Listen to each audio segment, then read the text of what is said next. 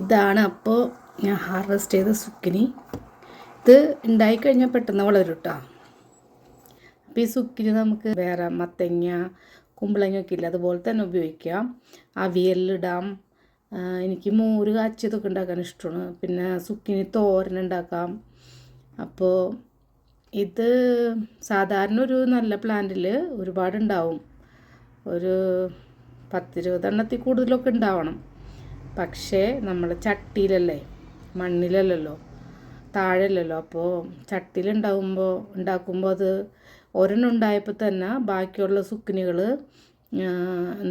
വാടിപ്പോയി, മഞ്ഞച്ച് പോയി. കാരണം ആ ചെടി ഈ ഒരു സുക്കിനിൽ മാത്രം കോൺസെൻട്രേറ്റ് ചെയ്തിട്ടുണ്ടാവുള്ളൂ. പക്ഷേ അപ്പുറത്തൊരു ചെടിയുണ്ട്, അതിൽ 3 എണ്ണം ഒരേ വലുപ്പത്തിൽ വരുന്നുണ്ട്. അതിനിപ്പോൾ കുറച്ച് നാൾ കഴിയുമ്പോൾ എങ്ങനെയാണെന്നറിയില്ല, പെട്ടെന്ന് വളരും സുക്കിനി. ഒരു 10-15 ദിവസം കൊണ്ട് തന്നെ വലുതാവും. അപ്പോൾ തന്നെ നമ്മൾ വിളവെടുക്കണം.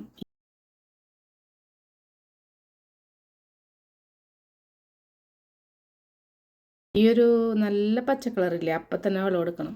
അധികം മൂക്കാൻ പാടില്ല. കാരണം അത് മൂത്ത് കഴിഞ്ഞാൽ ടേസ്റ്റ് ഉണ്ടാവില്ല അധികം. ഇപ്പോൾ ഈ ഒരു ഇളം പാകത്തിൽ ടെൻഡറായിരിക്കുമ്പോൾ തന്നെയാണ് അതിൻ്റെ രസം. നല്ല തണുപ്പുണ്ട്. സുഖിനി.